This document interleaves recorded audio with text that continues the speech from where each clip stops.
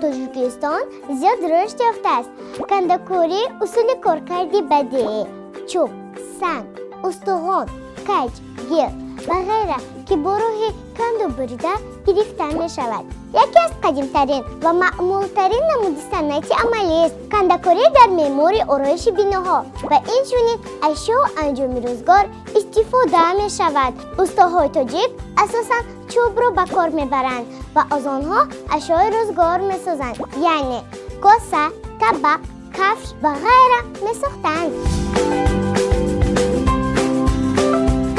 نقاشی، نقشه کشی، هنری آفریدن نقش محصول ایجادی صنعتکاران خلقی و کسبی یکی از نوع‌های قدیمی آرایش عملی است. یادگاری‌های معماری و بازیافت‌های باستانشناسی آسیا میانه شهادت می‌دهد که نقاشی در اینجا از زمانهای قدیم رواج یافته است.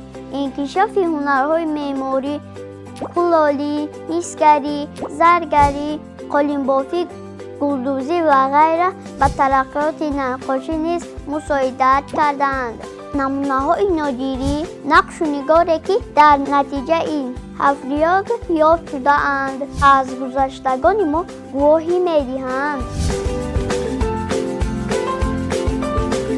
کلالگری یا به اصطلاح دیگر صفاگری از قدیمترین هنرهای نفیسه بوده آثاری از مرحله ابتدایی تمدن انسانیت محسوب می شود.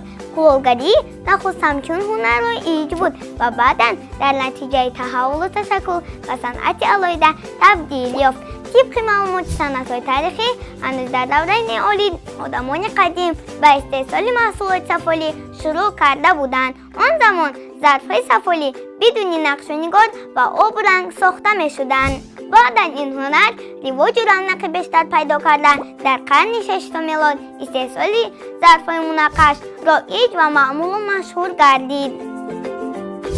در عصرهای 16-20 عنعنه‌های کلالگری نیوگانی ما بیشتر انکشاف یافتند. در پیروی آن قرقیزها، ازبک‌ها و قزاق‌ها نیز به آموزش این نوع صنعت پرداخته‌اند.